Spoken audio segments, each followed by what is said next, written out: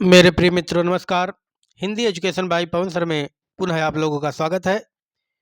प्यारे मित्रों, अभी तक हम लोगों ने हिंदी साहित्य के मुख्य तथ्य में लगभग 152 क्वेश्चन पढ़ा था। अब इसके आगे 153 से ध्यान दीजिएगा, जो बहुत ही हर परीक्षाओं में बहुत ही महत्वपूर्ण होने वाला है। आइए देखते हैं, रीतिकाल का वह कौन सा कवि है जो अपनी मात्र एक कृति से हिंदी साहित्य में अमर हो गया। तो ध्यान रखिएगा, रीतिकाल के बिहारी दास जी, जिन्होंने गागर में सागर भरा था, है ना, मात्र अपनी एक कृति के द्वारा हिंदी साहित्य में अमर हो गए। बिहारी जी, सी नंबर सही हो जाएगा। कठिन काव्य का प्रेत किस कवि को कहा जाता है? तो कठिन काव्य का प्रेत, ध्यान रखिए, केशवदास जी को कहा जाता है कठिन काव्य का प्रेत। अगर पूछा जाए कठिन गद्य का प्रेत, अगर गद्य का प्रेत कहा जाता है तो अज्ञेय जी को कहा जाता है। किसको कहा जाता है? अज्ञेय जी को। कठिन गद्य का प्रेत अज्ञेय जी हैं, कठिन काव्य का प्रेत केशवदास जी हैं। डी नंबर हमारा सही हो जाएगा। अगला क्वेश्चन है, द्विवेदी युग का नामकरण किसके नाम पर हुआ? तो द्विवेदी युग का नामकरण जो है महावीर प्रसाद द्विवेदी के नाम पर हुआ, क्योंकि महावीर जो होगा उसी के नाम पर द्विवेदी युग का जो नामकरण होगा होगा तो महावीर प्रसाद द्विवेदी। बी नंबर सही हो जाएगा। अगला क्वेश्चन भैया, हिंदी प्रदीप के यशस्वी संपादक हैं। तो हिंदी प्रदीप के जो यशस्वी संपादक हैं बाल कृष्ण भट्ट जी हैं। बाल कृष्ण भट्ट जी हैं हिंदी प्रदीप के यशस्वी संपादक। बी नंबर सही हो जाएगा। अगला क्वेश्चन 157 में देखेंगे, निम्नलिखित में से कौन सरस्वती पत्रिका के संपादक नहीं रहे? कौन सरस्वती पत्रिका का संपादक नहीं था? 1900 में इसकी संपादन हुआ था सरस्वती पत्रिका का, जिसमें श्याम सुंदर दास जी ने किया था। फिर 1903 से महावीर प्रसाद द्विवेदी ने संभाला। तो श्री नारायण चतुर्वेदी भी थे। ध्यान रखिएगा, इसमें शांति प्रिय द्विवेदी नहीं थे। डी नंबर हमारा सही हो जाएगा। उसने कहा था कि मुख्य पात्र का नाम था। उसने कहा था, ये कहानी किसकी है? तो ध्यान रखिएगा, उसने कहा था, ये इसमें जो सी नंबर है चंद्रधर शर्मा गुलेरी की कहानी है। किसकी है? चंद्रधर शर्मा गुलेरी की कहानी है। और उसने कहा था जो मुख्य पात्र है वो कौन है भैया? लहना सिंह है। कौन है? लहना सिंह। अगला क्वेश्चन, निम्नलिखित में से कौन सा नाटक प्रसाद का नहीं है? ध्यान रखिए, जन्मेजय का नागयज्ञ ये भी प्रसाद का है। स्कंदगुप्त ये भी प्रसाद का है। ध्रुव स्वामिनी अंतिम नाटक उनका है ही। सिंदूर की होली नहीं है। तो सिंदूर की होली किसकी है? लक्ष्मी नारायण मिश्र की है। ये लक्ष्मी नारायण मिश्र का नाटक है, ध्यान रखिएगा। सिंदूर की होली, जन्मेजय का नागयज्ञ, स्कंदगुप्त, ध्रुव स्वामिनी, ये तीनों प्रसाद जी के नाटक हैं। अगला क्वेश्चन, हिंदी साहित्य के आधुनिक काल को इस नाम से भी अभिहित किया जाता है। तो किस नाम से किया जाता है? जीवनी काल, पद्य काल, स्मरण काल, गद्य काल के नाम से। आधुनिक काल को गद्य काल के नाम से भी जाना जाता है।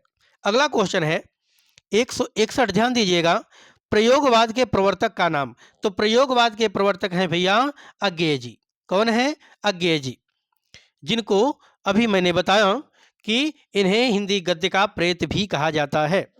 हिंदी काव्य का प्रेत केशवदास है, हिंदी गद्य का प्रेत अज्ञेय जी हैं। मृगनयनी उपन्यास के रचनाकार, मृगनयनी उपन्यास जो है डी नंबर सही हो जाएगा, वृंदावन लाल वर्मा की है। मृगनयनी उपन्यास जो है वृंदावन लाल वर्मा का है। अगला क्वेश्चन है, जायसी किस धारा के कवि हैं? तो जायसी प्रेमाख्यानक काव्य धारा के कवि हैं। किसके? बी नंबर सही हो जाएगा, प्रेमाख्यानक काव्य धारा। मुस्लिम कवि जो होते हैं जितने भी हैं वो ज़्यादातर सभी प्रेमाख्यानक काव्य धारा के कवि हैं। हिंदू कवि ज्ञान मार्गी संत काव्य धारा अर्थात ज्ञानाश्रयी संत काव्य धारा हैं के हैं। अगला क्वेश्चन, निम्नलिखित में से कौन सी पुस्तक प्रेमचंद द्वारा प्रेमचंद द्वारा लिखित नहीं है। तो कौन सी पुस्तक प्रेमचंद द्वारा लिखित नहीं है, ये ध्यान देना है। कायाकल्प प्रेमचंद की है, रंगभूमि भी प्रेमचंद की है, प्रेमाश्रम प्रेमचंद की है, जय पराजय प्रेमचंद की नहीं है। ठीक, जय पराजय प्रेमचंद की नहीं है। कितने पाकिस्तान, ध्यान दीजिएगा, कितने पाकिस्तान नामक उपन्यास के लेखक कौन है? तो कितने पाकिस्तान कमलेश्वर जी ने लिखा। किसने लिखा? कमलेश्वर जी ने। मैथिल कोकिल किसे कहा जाता है? तो मैथिल कोकिल किसे कहा जाता है? तो विद्यापति, अमीर खुसरो, चंद्रवरदाई, हेमचंद। तो विद्यापति को कहा जाता है, क्योंकि ये मिथिला मैथिल के बिहार के रहने वाले से बिस्सी जिला के, और उसी में अपना जो विद्यापति पदावली है तो उसी भाषा में मैथिल में लिखा, तो मैथिल कोकिल हमेशा विद्यापति को कहा जाता है, ध्यान रखिएगा। अगला क्वेश्चन, प्रकृति के सुकुमार कवि किसे कहा जाता है? तो प्रकृति के सुकुमार कवि कौन है? पंत जी हैं। प्रकृति के सुकुमार कवि किसको कहा जाता है? पंत जी को कहा जाता है। जयशंकर प्रसाद को ब्रह्मा कहा जाता है। महादेवी वर्मा को आधुनिक मीरा कहा जाता है। निराला को शिव कहा जाता है आधुनिक, ध्यान रखिएगा। अगला क्वेश्चन, एक भारतीय आत्मा किसे कहा जाता है? एक भारतीय आत्मा के नाम से माखनलाल चतुर्वेदी को कहा जाता है। सुमित्रा नंदन पंत को सुकुमार कवि कहा जाता है ना। दिनकर को उपराष्ट्र कवि कहा जाता है। जयशंकर प्रसाद को ब्रह्मा कहा जाता है, छायावाद का प्रवर्तक माना जाता है।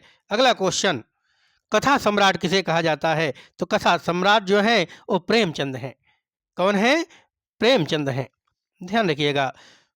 बाल चित्रण में कौन सा कवि श्रेष्ठ है? तो बाल चित्रण में सूरदास को महान माना जाता है, क्योंकि सूरदास ने अपनी बंद आंखों से जो भगवान श्री कृष्ण की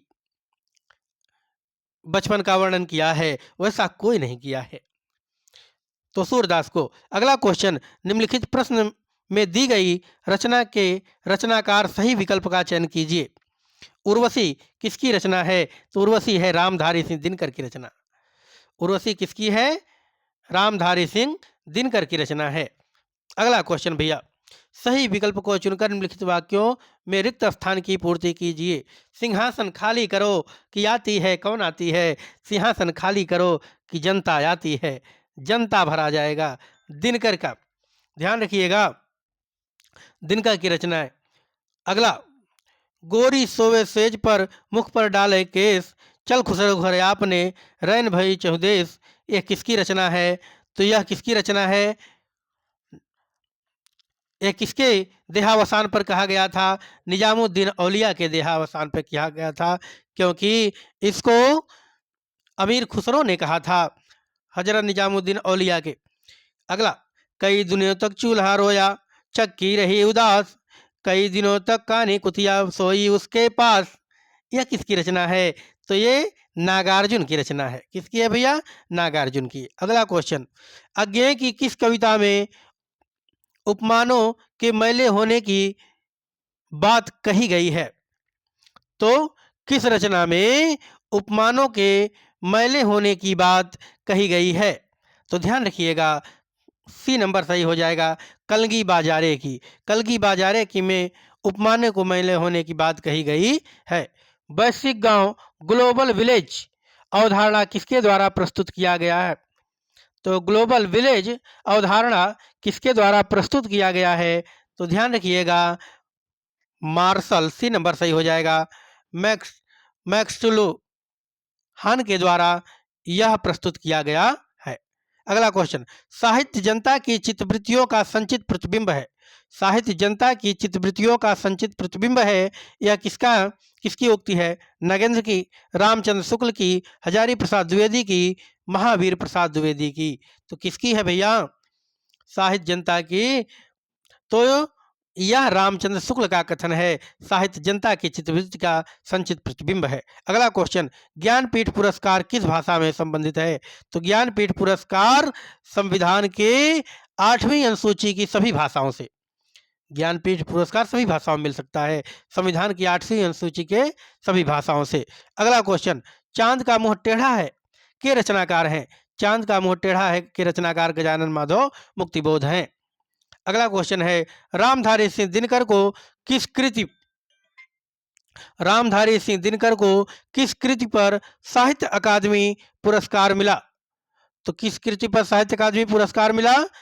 संस्कृत के 4 अध्याय पर। संस्कृत के 4 अध्याय पर। अगला क्वेश्चन है, निम्नलिखित में से कौन सा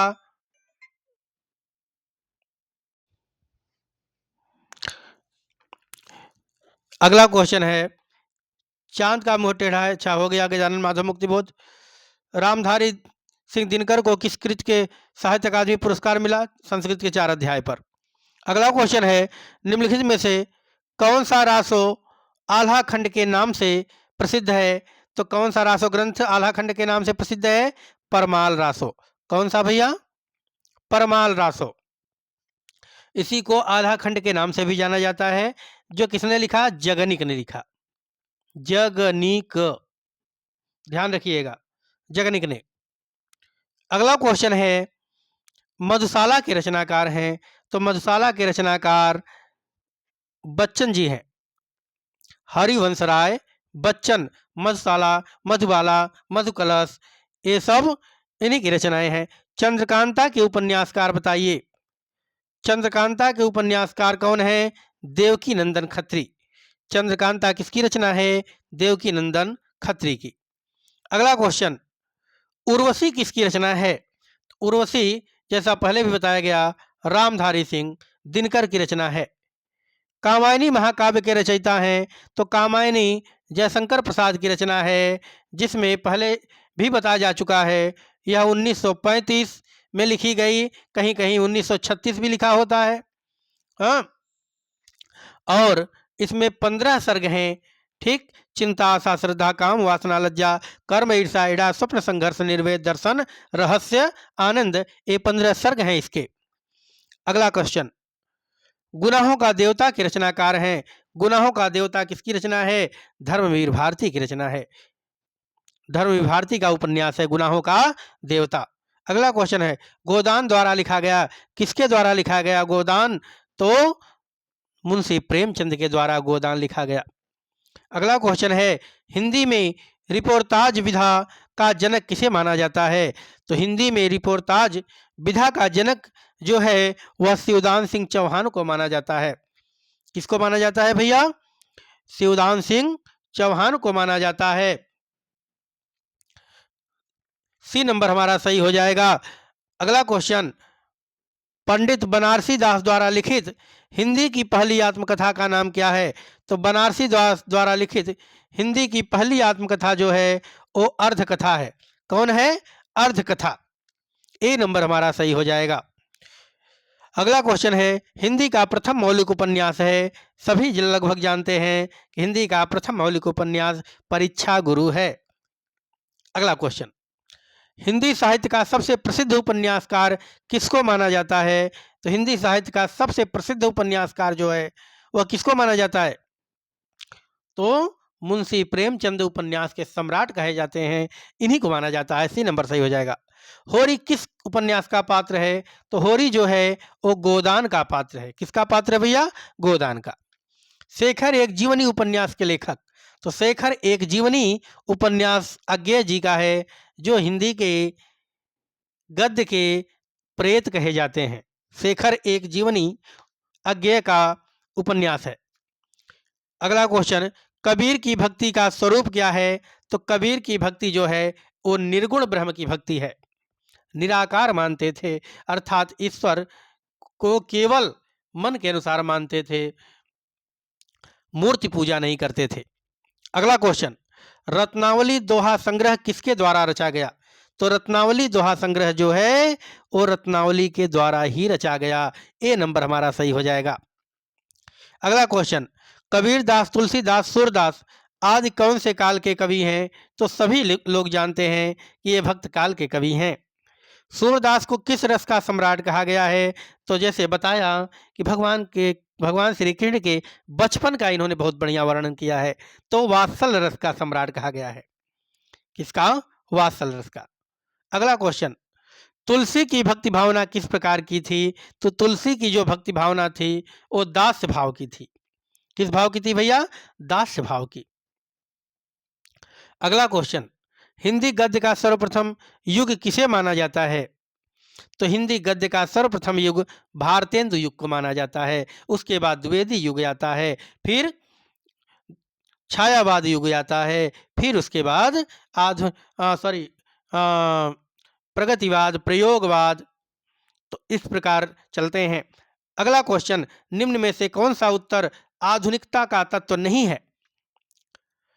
तो कौन सा, ध्यान रखिएगा, आधुनिकता का तत्व नहीं है?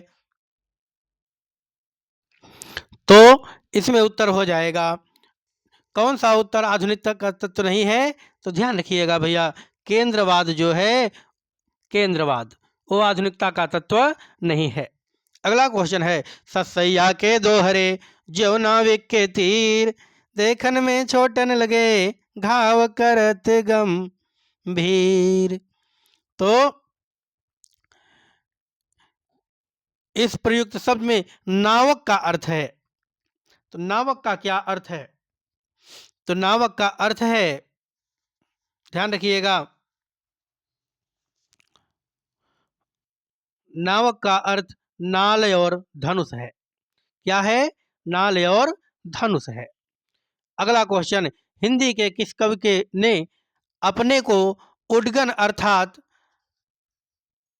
तारकण गण कहा है? तो किसने कहा है? केशवदास।